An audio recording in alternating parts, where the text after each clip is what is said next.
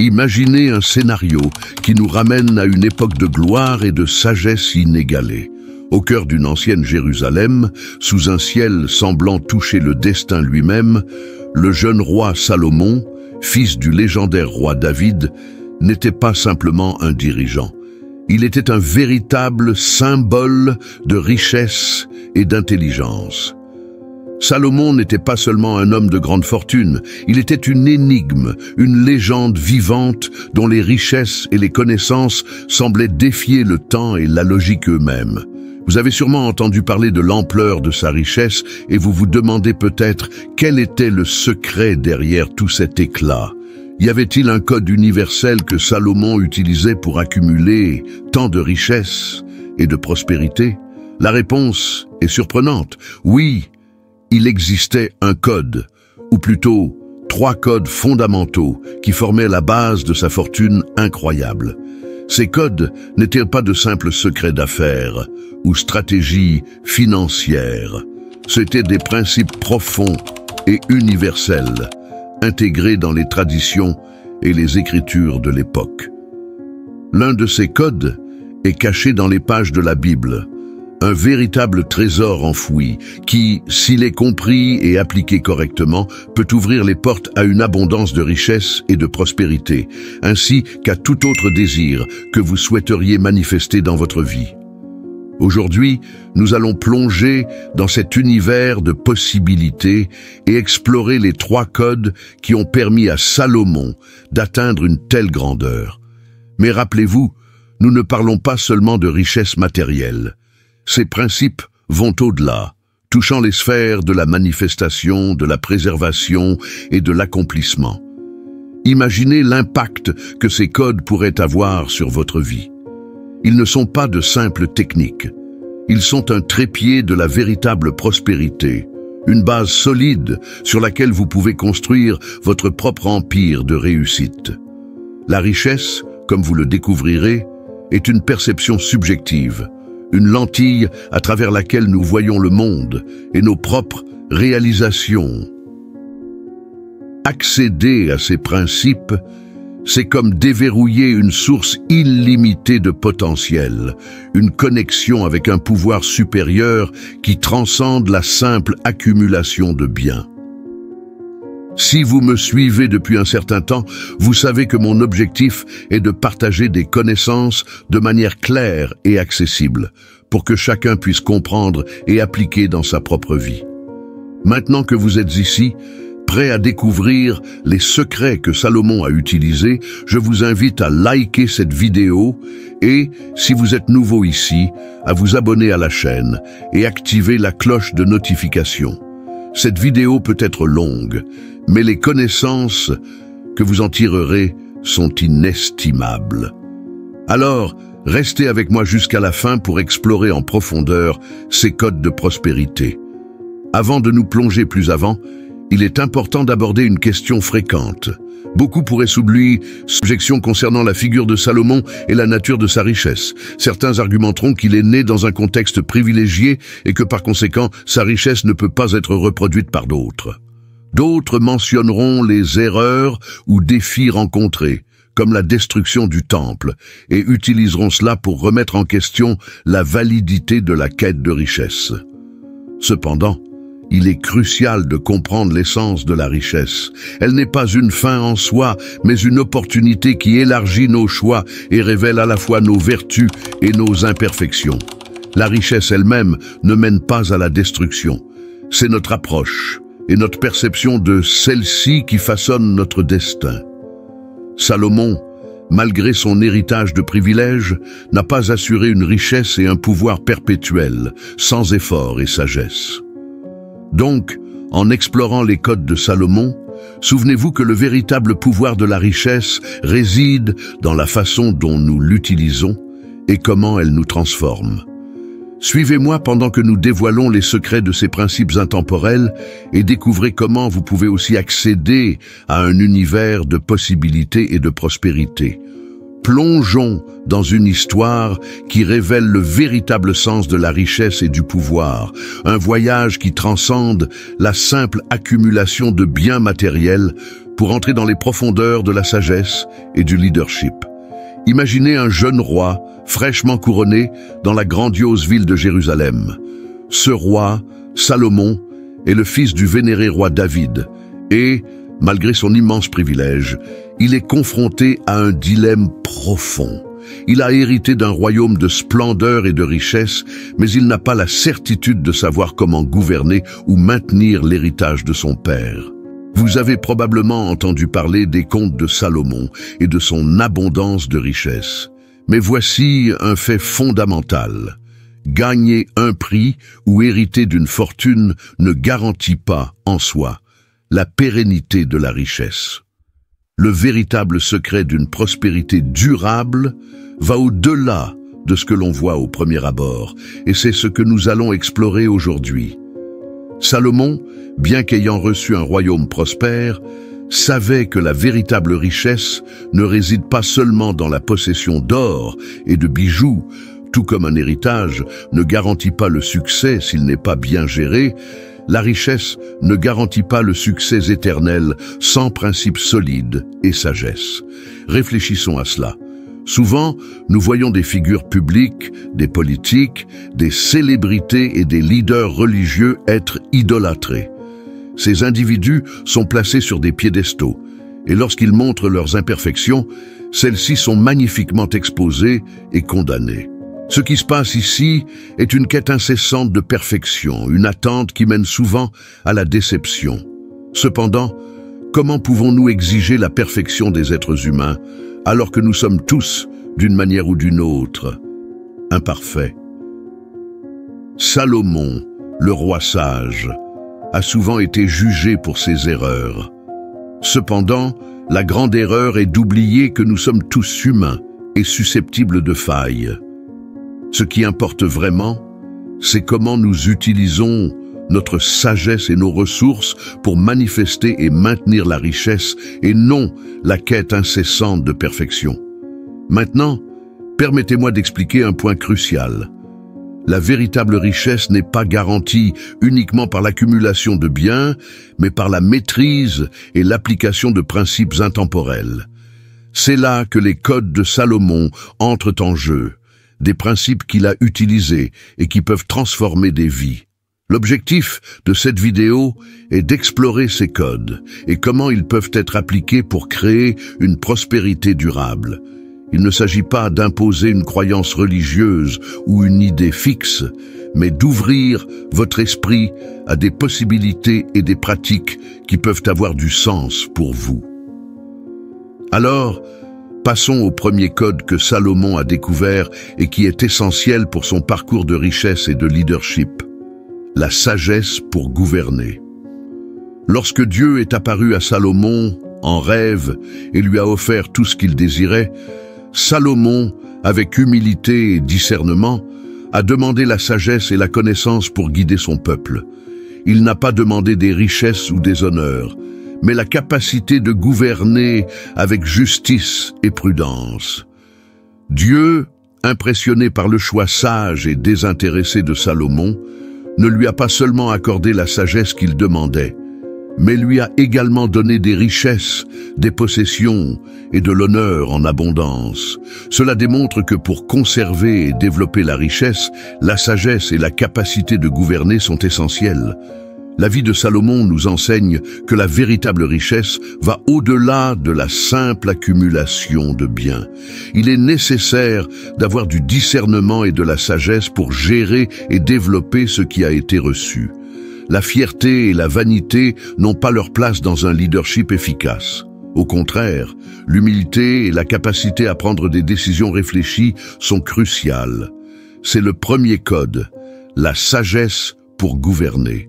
En comprenant et en appliquant ce principe, vous serez mieux équipé non seulement pour atteindre la richesse, mais aussi pour la maintenir et la multiplier, tout comme Salomon l'a fait pendant son règne.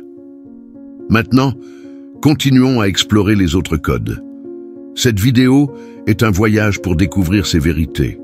Alors, je vous demande de rester avec nous jusqu'à la fin.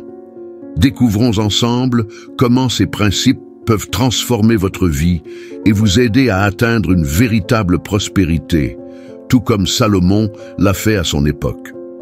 Embarquons pour un voyage à travers la sagesse intemporelle du roi Salomon et dévoilons les codes qui ont façonné son héritage de richesse et de prospérité. Imaginez un décor ancien, plein de gloire et de mystère, la majestueuse Jérusalem, avec ses rues pavées et ses palais grandioses. Au centre de cet éclat, un jeune roi, Salomon, règne non seulement avec une richesse matérielle, mais avec une sagesse qui transcende le temps. Salomon, connu pour sa profondeur intellectuelle et sa richesse inégalée, a laissé un héritage d'enseignements qui résonnent encore à travers les siècles. Dans Proverbe 16:16, il a écrit « Mieux vaut acquérir la sagesse que l'or, et acquérir l'intelligence vaut mieux que l'argent. » Ce verset est une fenêtre sur l'esprit d'un roi qui savait que la véritable richesse ne réside pas seulement dans l'or, mais dans la connaissance qui guide son utilisation. Dans Proverbe 17:16, Salomon questionne « À quoi bon l'argent dans la main d'un fou s'il n'a pas le désir d'acquérir la sagesse ?» Ici, Salomon nous rappelle une vérité fondamentale. La richesse matérielle en soi est inutile sans la sagesse nécessaire pour la gérer. Le véritable désir ne doit pas être la simple possession de biens, mais la quête incessante de sagesse. Cette recherche constante est ce qui permet à quelqu'un non seulement d'acquérir la richesse, mais aussi de la conserver et de l'accroître. Explorons plus en profondeur le deuxième code essentiel de Salomon, la possession active de la sagesse. Salomon n'était pas simplement un réceptacle de sagesse, il était un maître dans l'application du savoir acquis. Imaginez-le non seulement recevant des aperçus divins, mais aussi affrontant des opportunités et des défis nécessitant une action délibérée. La connaissance sans application est comme une lampe sans feu. Elle n'éclaire pas le chemin. Salomon comprenait que la sagesse sans action est seulement une forme de connaissance stérile. Il a pris des décisions audacieuses, mis en œuvre des stratégies innovantes et fait des choix qui ont transformé son royaume. La véritable sagesse ne se limite pas à lire ou à écouter. Elle se manifeste lorsque nous mettons le savoir en pratique. Dans le contexte moderne, cela se traduit par des actions concrètes. Il ne sert à rien d'étudier des investissements ou des techniques de succès si nous ne prenons pas les mesures nécessaires pour mettre en œuvre ce que nous avons appris. La différence entre ceux qui prospèrent et ceux qui stagnent est l'utilisation active de la sagesse. Tout comme Salomon a transformé son royaume grâce à des actions basées sur la connaissance, vous devez également adopter une approche proactive. Les esprits ouverts et préparés sont prêts à voir et à manifester la richesse, mais seulement lorsqu'ils s'engagent à appliquer la sagesse acquise en actions concrètes. En réfléchissant à ce principe, il est crucial de comprendre que vivre dans un monde saturé d'informations ne signifie pas que nous sommes automatiquement prêts à prospérer. L'excès de connaissances, sans mise en œuvre adéquate, peut mener à la stagnation et à la pauvreté. Chaque livre lu et chaque cours terminé doivent être un tremplin pour l'action, et non une fin en soi. Pour approfondir encore plus, le troisième code de Salomon sera révélé, et il nous montrera comment la sagesse n'est que le début. Cependant, il est crucial de comprendre que beaucoup confondent la véritable pratique de la sagesse avec une simple attente passive de recevoir. La croyance en la loi de l'attraction et d'autres pratiques métaphysiques est souvent mal interprétée comme une invitation à méditer simplement et attendre que les choses se produisent. Salomon, en revanche, nous enseigne que la sagesse doit être vécue, appliquée et transformée en action tangible. Il ne suffit pas de désirer des richesses ou du succès. Il est nécessaire d'agir en fonction des connaissances et des opportunités qui se présentent. Alors, en terminant ce segment, je vous invite à réfléchir sur la manière dont vous appliquez les connaissances que vous avez acquises dans votre propre vie. Êtes-vous simplement en train d'accumuler des informations ou êtes-vous prêt à mettre ce savoir en pratique? La véritable sagesse révèle sa valeur lorsqu'elle est transformée en action. Et c'est cette transformation qui peut ouvrir les portes à une richesse véritable et durable. Restez avec nous, car la révélation du troisième code de Salomon sera la clé finale pour comprendre comment manifester et étendre votre prospérité de manière complète et efficace. Imaginez-vous à une époque de splendeur et de complexité dans une ancienne Jérusalem, où le jeune roi Salomon dirige un royaume vaste et prospère. Il possède un trésor non seulement d'or, mais aussi de connaissances profondes et stratégiques. Imaginez un moment crucial où il est confronté à un dilemme. Comment appliquer la sagesse nouvellement acquise pour gouverner avec justice et efficacité? Le jeune roi, ayant reçu une vision divine, sait que la véritable sagesse va au-delà de la simple connaissance. Dans Proverbe 16:16, Salomon exprime « Mieux vaut acquérir la sagesse que l'or, et acquérir l'intelligence vaut mieux que l'argent. » Avec ces mots, il nous laisse une leçon profonde. La richesse n'est pas seulement l'or que nous possédons, mais la sagesse que nous appliquons pour gérer et étendre cet or. Approfondissons le concept de recevoir. En latin, le verbe recevoir signifie ramener ou prendre possession. Il ne s'agit pas simplement d'attendre passivement que les choses se passent. C'est un processus actif d'accès sur le plan physique à ce qui a déjà été clairement manifesté dans votre esprit. L'acte de recevoir est donc un exercice d'action et d'intention. Revenons à l'histoire de Salomon. Lorsqu'il demanda à Dieu la sagesse, il ne s'agissait pas d'un simple acte de recevoir un téléchargement de connaissances.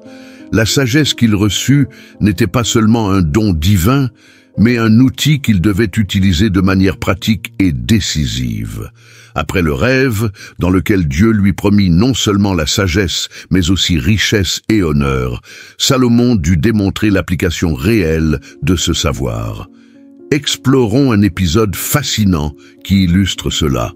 Dans 1 Roi 3, 16 et suivants, deux femmes se présentent devant le roi Salomon, toutes deux affirmant être la mère d'un bébé vivant, tandis que l'autre est morte. Une femme prétendait que l'autre avait échangé son enfant vivant contre son enfant mort. Le défi était lancé. Comment Salomon pourrait-il résoudre ce dilemme avec justice, montrant la sagesse qui lui avait été accordée? Salomon, avec une stratégie brillante et apparemment cruelle, ordonna que le bébé soit coupé en deux, offrant une moitié à chaque femme. La réaction de l'une des femmes fut un cri de désespoir et de compassion, suppliant pour que le bébé soit donné à l'autre femme plutôt que d'être tué. En se basant sur cette réponse, Salomon identifia la véritable mère et lui rendit l'enfant, révélant sa sagesse en jugeant avec justice et compassion. Cette décision ne fit pas seulement un résultat juste, mais impressionna profondément le peuple d'Israël. Lorsqu'ils entendirent le verdict, ils reconnurent la sagesse divine que possédait Salomon. Cette histoire souligne que pour que Salomon gagne la confiance et le respect de son peuple, il devait appliquer sa sagesse dans des situations pratiques et difficiles. Cette application pratique de la sagesse est le cœur du deuxième code de Salomon. Prendre possession et agir. Il ne suffit pas d'acquérir de la sagesse, il faut la mettre en pratique. Salomon n'attendit pas que la sagesse le touche passivement. Il l'utilisa de manière active et intelligente pour résoudre des conflits et gouverner efficacement. Pour intégrer ce savoir, réfléchissez à la phrase. Pour manifester la richesse, mettez en action la sagesse acquise. Écrivez cette phrase si ce n'est pas déjà fait et ancrez-la dans votre esprit. Cette déclaration n'est pas seulement un mantra, mais une pratique essentielle pour transformer la connaissance en résultats concrets. Enfin, abordons le troisième code, qui est un peu plus subtil et est lié à l'honneur, la gratitude et la sincérité. Ce code peut ne pas être aussi explicite dans la Bible, mais il est vital pour manifester et soutenir la richesse. Il nous enseigne qu'en plus de la sagesse et de l'action, la manière dont nous traitons les autres et exprimons notre gratitude peut faire toute la différence. Dans ce code, l'honneur et la sincérité sont essentiels pour cultiver des relations durables et respectueuses, indispensables au succès et à la prospérité. Agir avec intégrité et gratitude renforce non seulement la richesse matérielle, mais enrichit également votre vie de manière profonde et significative. Appliquez ces codes de Salomon avec soin et voyez comment ils peuvent transformer non seulement votre vie financière, mais aussi votre parcours personnel et spirituel. En suivant ces principes, vous n'atteignez pas seulement la richesse, mais vous établissez également une base solide pour une vie pleine et épanouissante. Plongeons dans l'histoire d'un roi dont les actions et les intentions résonnent encore à travers les siècles. Imaginez une Jérusalem majestueuse et vibrante, où le jeune Salomon, récemment couronné, se trouve face à un moment crucial dans son parcours de leadership et de foi. Il est un homme dont la dévotion et la gratitude sont si profondes qu'elles transcendent les normes de l'époque, et c'est ce que nous allons explorer maintenant. Salomon, connu pour sa sagesse et sa richesse incomparables, avait un cœur véritablement sincère et reconnaissant. Dans ses premiers jours en tant que roi, il chercha non seulement à suivre les traces de son père, le roi David, mais aussi à honorer Dieu d'une manière qui reflétait sa profonde dévotion. C'était une époque où les offrandes et les sacrifices étaient des pratiques courantes pour exprimer la gratitude et demander des conseils divins. Le jeune roi, comprenant l'importance de ces pratiques pour le peuple et la tradition, fit quelque chose d'extraordinaire. Il voyagea jusqu'à Gabaon, l'un des lieux les plus sacrés de l'époque, pour offrir un sacrifice grandiose. Imaginez la scène, un autel majestueux, entouré d'une atmosphère de solennité et de révérence. Salomon, le cœur rempli de foi et de gratitude, offrit 1000 sacrifices brûlés sur cet autel. Il est important de souligner qu'alors que ces pratiques peuvent sembler étranges aujourd'hui, à l'époque de Salomon, ces offrandes étaient un symbole profond de dévotion et un moyen de chercher faveur et sagesse divine. Permettez-moi d'être clair, je ne suggère pas que vous deviez suivre ces pratiques spécifiques. Cependant, ce qui est pertinent ici, c'est l'intention derrière elles. La dévotion et la gratitude que Salomon exprima à travers ses offrandes reflètent une attitude de cœur sincère. À ce moment-là, Salomon démontra une gratitude véritable et une conscience profonde de sa propre humilité et de la grandeur de Dieu. La narration prend une tournure fascinante lorsque Salomon, en rêve, reçoit une offre divine. « Demande-moi ce que tu veux et je te le donnerai ». Voici un point crucial pour comprendre la véritable essence de Salomon. Plutôt que de demander richesse ou pouvoir, il fit une demande qui révéla sa véritable nature. Il pria « Tu as montré une grande miséricorde à ton serviteur, mon père David, parce qu'il était fidèle à toi, juste et de cœur ouvert. Tu as continué cette grande amitié avec lui et lui as donné un fils pour siéger sur son trône aujourd'hui. Maintenant, Seigneur Dieu, tu m'as fait roi à la place de mon père David. Mais je suis seulement un jeune homme et je ne sais pas quoi faire. Ton serviteur est ici parmi le peuple que tu as choisi, une foule si grande qu'elle ne peut être comptée. Donne donc à ton serviteur un cœur compréhensif pour gouverner ton peuple et distinguer le bien du mal. » Avant même d'accéder à la sagesse qui le rendrait l'un des hommes les plus riches et les plus sages de l'histoire, Salomon démontra un cœur plein de gratitude et de sincérité. Il ne demanda pas richesse ou gloire, mais plutôt la capacité de gouverner avec justice et discernement. Cela révèle que la véritable richesse commence par la gratitude et la clarté de but. Il est essentiel que vous compreniez que, pour manifester la richesse dans votre vie, il faut commencer avec un cœur reconnaissant et sincère. La sagesse, comme Salomon l'a démontré, vaut plus que l'or. Et des mains diligentes sont ce qui traduit cette sagesse en richesse réelle et tangible. Si vous n'êtes pas familier avec le concept de main diligente, je vous encourage à rechercher et à comprendre comment le travail dévoué et conscient contribue au succès. De plus, un cœur reconnaissant et sincère a une connexion profonde avec la chance infinie, où toutes les réponses et solutions résident. Cette connexion ne concerne pas seulement la réception, mais aussi l'alignement avec une force supérieure qui guide et soutient nos actions. À mesure que notre vidéo touche à sa fin, je veux que vous réfléchissiez à tout ce que nous avons discuté. La véritable richesse ne provient pas seulement de l'accumulation de biens, mais de l'application pratique de la sagesse, de la gratitude et de la sincérité dans vos actions. Faites-moi savoir ce que vous pensez de ces principes dans les commentaires. Votre participation est précieuse pour continuer cette conversation. J'espère que vous avez trouvé de la valeur dans ce contenu et qu'il vous inspirera à appliquer ces leçons dans votre propre vie. N'oubliez pas de laisser vos retours et de vous abonner pour plus de vidéos comme celle-ci. À la prochaine rencontre, continuez à chercher la sagesse, à agir avec gratitude et à manifester la richesse qui est à votre portée. À bientôt!